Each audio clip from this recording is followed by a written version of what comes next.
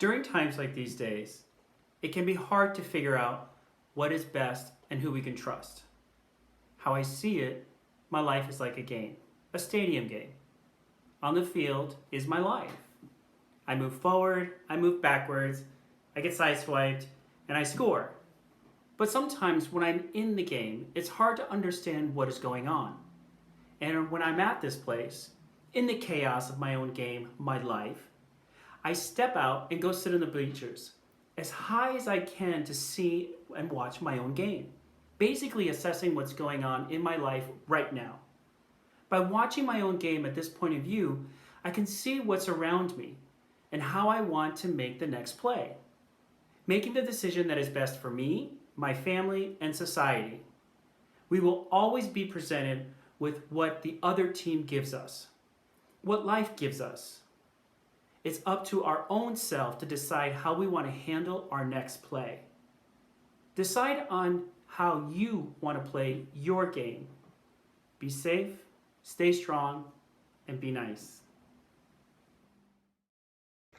I can't help but think about balance and this prayer that I had earlier in the year when life was getting so super crazy and busy and there was no time for anything. Everything was scheduled, and all I can think about now is that I've had time to breathe. I've had time to work and do other things like be at home and be with my wife and be with my kitty cats and talk to people on the phone. And I just feel really grateful. I have so much love and compassion for all of the heaviness in the world. I really do. But I'm also just so grateful for the time. Time is a gift. And I'm just so profoundly grateful that I've had some more of it. Be well, everybody. Be safe. COVID-19 affected me on a personal level. At first, I was kind of looking at it like it wasn't a big deal. It was just something, another media hoax or something like that. And then when I had 3 family members close to my grandma in Louisiana to get it, and then 2 other family members, including an aunt and a cousin, to get it in Georgia, things shifted for me big time. I started taking wellness, immune booster type things, and also advising them on what they could take, if they had to leave instead of being quarantined at home during the day, just different things they could take to boost their immune system as well. So yeah, I mean, I'm glad it's coming to an end. The worst may or may not be over with, but it is something I'm now taking seriously. This pandemic alone has been stressful for all of us. And when I think about the pain, the sadness, and the unknowing of what's going on outside, all I can really do is just feel thankful that I get to go through this with my mother and my sister. I could never imagine doing this alone, and I really hope no one else does. I'm just lucky to have these people in my life who love and support me even during these tough times. We're trying our best to cope and hope to protect those who we love. My parents are both octogenarians, and they've both had various illnesses over the better part of a decade. My dad just had a cancerous tumor removed. He's going through chemotherapy. My mother has had various maladies which take up an inordinate amount of time with doctors and physical therapists, etc. What the coronavirus has done is simply isolate them more than previously in their lives. They can't see their grandchildren. They can't see us all that often. I shop for them. I answer their mail. I make sure that, they're aware that everything is okay, that the family is okay. But to them, it's so overblown. It's got nothing to do with reality. They feel isolated, they feel alone, and all they wish for is to see some people, see their friends. Unfortunately, can't happen. I like to think that maybe in a year we'll have some sort of grasp on how to handle all of this, that there will be a vaccine, that there's some way we can combat whatever's going on with all of us, and that we can get back to our normal lives with some sort of responsibility, especially for entertainment. I feel like my whole life I've kind of had some sort of guideline or timeline that I've been able to go off of for 6 months, a year, even 2 years, and now it's impossible to come up with one, and we just need to roll with the punches and adapt and take it from there. That's really the only way we can go back to normal, is if we adapt. I'm a news junkie, so I read a lot of news every day. I read 3 or 4 different papers a day, multiple websites, and on both sides of the aisle. And the thing that I find most pertinent is, what is the motivation of the people giving you the news? Most news media in the United States is corporate, so their motivation is profit. So looking at sources that are not motivated, interviews that they do by people that are not motivated by profit, are a great way to get your information.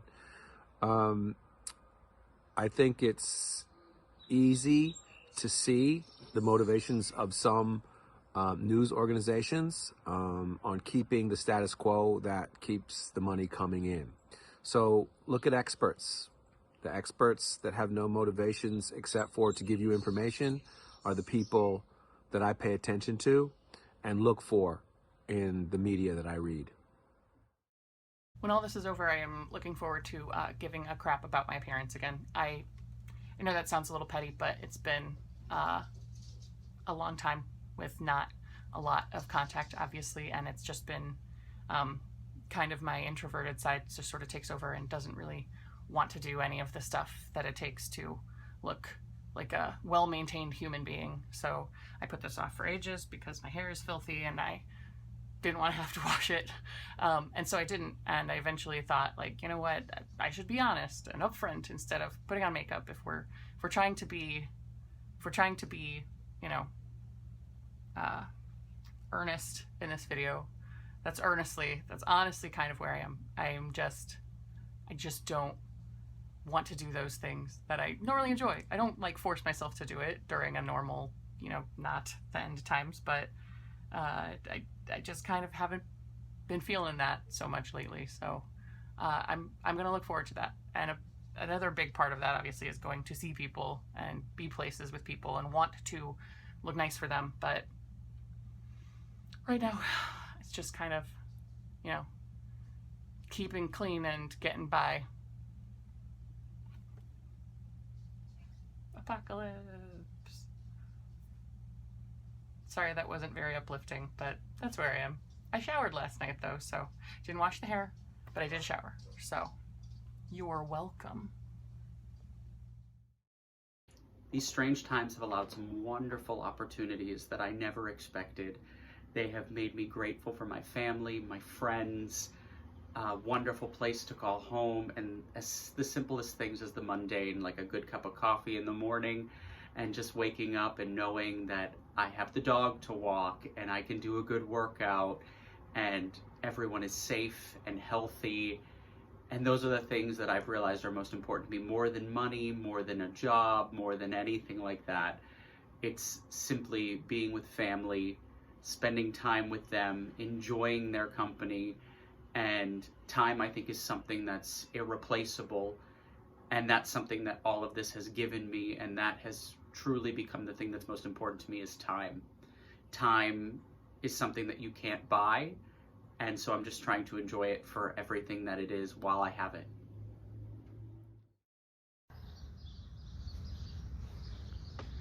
So the last 4 months have been pretty surreal. From the moment that I heard about coronavirus or COVID-19 back in January, I immediately became obsessed because I'm a registered nurse, so I work in a hospital, and I knew that there was a potential for me to have to take care of a patient with this virus at some point in time. So I made sure that I was able to read every article that was coming out about it and, you know, obsess over the numbers and who's getting infected, how they're getting infected. So I wanted to make sure that I was as informed as possible in case I had to eventually take care of somebody with this virus. But that has also been the hardest part because there's constantly new information coming out about coronavirus, and what you heard yesterday might not be relevant today because things are changing so quickly. So keeping up on new information and making sure that everything that you are reading is true and unbiased, that's been probably the biggest challenge throughout this whole thing, but it's also been the most important thing to do because ultimately the most important thing is being able to protect yourself and protect your family by being able to accurately assess the risk to yourself and your family on a daily basis. My wife and I have 2 daughters and 2 grandkids. Our daughters are married to law enforcement officers. And the most important thing right now is the safety of my kids. I worry about them. And my wife, she babysits over there and she's around my girls every day, and or our girls every day. And so yeah, it's concerning. Their husbands are out, they make traffic stops, they go in and out of jails and hospitals, they deal with illegal aliens, they never know what kind of exposure they're going to be faced with on a day-to-day basis. And they're very responsible and they take the appropriate precautions, but you're still worried when you're exposed like that. And I know we're going to get through it, and this is all going to be behind us at some point, but right now, that's what we're worried about. Stay safe. When the coronavirus hit, aka the Rona, the COVID-19 pandemic, it was crazy. It was definitely crazy. There was a lot of fear. There was a lot of uncertainty. You can turn on the news and see our own officials in the government were not sure of how to advise us to move forward. Um, Jobs, I mean, it's still rough. Jobs have been lost. People are trying to find the next best move. But I think the worst and most hurtful part of the whole pandemic is that we are losing our loved ones every day at an alarming rate. With that being said, I think the most important thing that everyone should focus on right now is that you're here, is that I'm here. And when we shift our focus and attention on what we can control, it allows us to cherish the moments where you're shacked in, but you're staying safe with people you love. So cherish that. And if you're by yourself, cherish you. That's also important. And when you go outside, continue to wash your hands, keep your masks on so that you're keeping everybody safe, and we'll get through this together. So I live in New York City, and it seemed like in the span of a week, it went from like showing up on our doorstep to everything shutting down. Personally, I lost my job. I was about to move into an apartment in Brooklyn and had to cancel that. So very quickly, everything was turned upside down. It's like life just puts you on this off ramp, that you didn't see coming. But it's just been a reminder that you never know what tomorrow's going to bring. And I think you just have to wake up and make the most of the day in front of you, no matter what's going on. It's kind of how I look at it. And it has been an opportunity to stop and step back and reevaluate things that I just didn't have time to think about when everything was still in motion. But I'm fortunate because I'm staying with good friends, and we're taking care of each other. So my basic needs are met, and that's not the case for everybody. So try and keep that in mind, and we'll figure it out as we go. I think that's the best we can ever do. This pandemic has allowed me to reevaluate the role that I play in my community. Professionally, I've been fortunate enough to remain working throughout this, and I've helped build a webinar series and work towards certifications to make sure that my company can come back from this stronger than ever. On a personal level, I rely on a lot of creative outlets, and I've had the opportunity to collaborate with several outside-the-box thinkers doing Zoom performances and remotely filmed projects, and I'm also working to help secure a grant right now to keep K-12 students engaged in the arts. I just often struggle right now to know what the right thing is to do, and it takes an incredible amount of energy just to navigate this atmosphere. Not to mention I'm 2,000 miles away from any family that I know, and I have a brand new nephew that who knows when I'll be able to meet. So being able to show those around me right now that all is not lost, that's of the utmost importance. I have been doing meditation and yoga with my little buddy here. He's now doing a very deep and concentrating his meditation. But I think it's really helping me to be more present and enjoying more like little things in life, like eating and tasting what I'm eating more, looking to a beautiful view and enjoying more, seeing the little things in life, the little details, the flowers, the paintings. I think I was so busy in New York just trying to be successful, trying to make things happen, and I forgot to live. I forgot to be present and breathe and enjoy life a little more. I haven't been hugged in over 2 months. I live alone and I'm single, and so I have been touched because the other day, me and my friend Pinky swear at each other, one of my friends at work, at my new job at the grocery store since I lost both my other jobs. And it was a very strange moment because I was a little shy about it, but I mean, it was the first human contact I've had physically in 2 months. And the strangest thing that's been happening is that in the middle of the night, I'm finding myself reaching out to hold something. I actually wake up in the middle of the night because my arms are reaching for something. I had to get a stuffed animal because I just want to hold.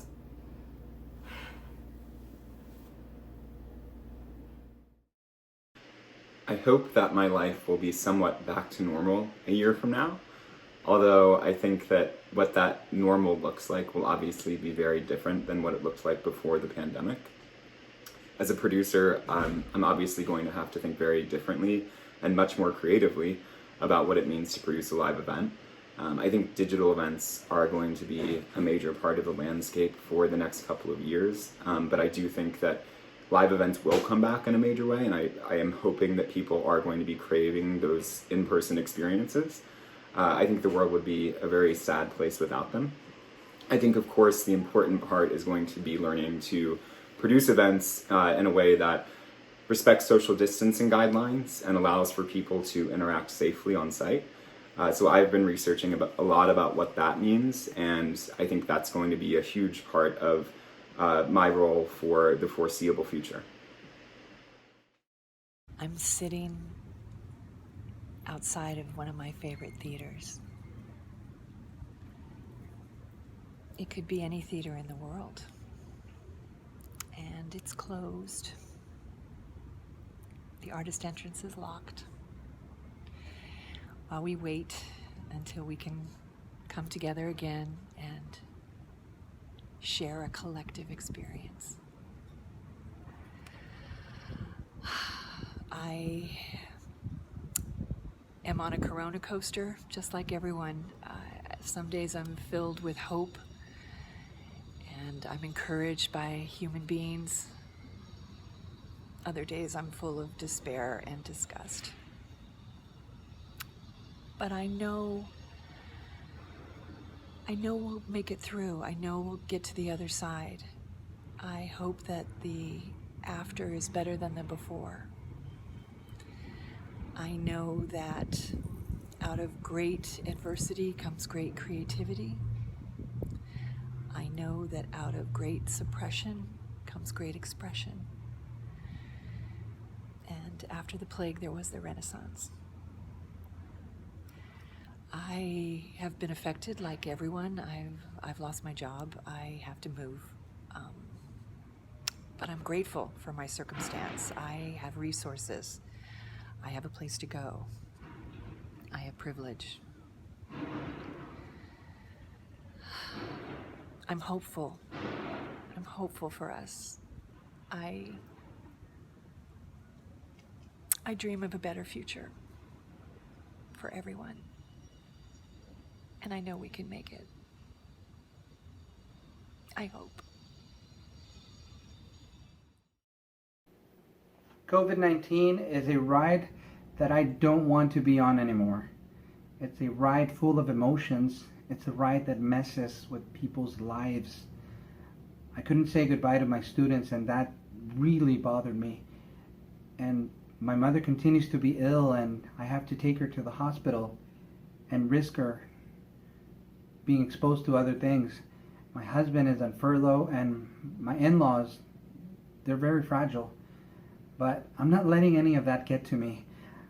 I acknowledge my feelings daily, negative or positive, and I work through them. And I reinvent the wheel and create activities that keep my days fresh so that my mind is not blocked by all of that. And then I talk to my student who is actively sick with COVID-19 and in the hospital. And I just try to take care of myself. I want to be useful for my family because they are my livelihood. They are the ones that are giving me the strength to continue. And I just know that together we're going to get through this. My family has luckily been by my side through this. Well, not entirely. At the beginning of quarantine, when it was announced, we were actually all separated. My parents were up in Jacksonville while my mom was fighting cancer and then getting her transplant. My brother was at my aunt's house hanging out with our cousin because, you know, you need a friend through these times. So it was just me and my sister. And it definitely brought us very close, which I'm grateful for, but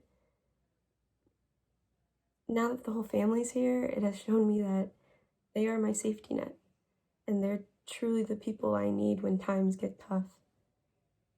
Because when the world is going insane, I feel like all you need is real love, you know?